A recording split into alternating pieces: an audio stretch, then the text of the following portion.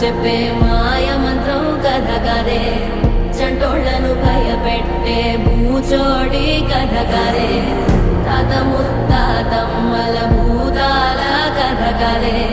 విక్రమాదిత్యుడు చెప్పిన వేదాళుడి కథ కదే దీపము నుండి దెయ్యం వచ్చే అల్లావుద్దీన్ కథ కాదే ఇది ముడత చర్మం ముసలి చెప్పే కథ లాంటి నిజమేలే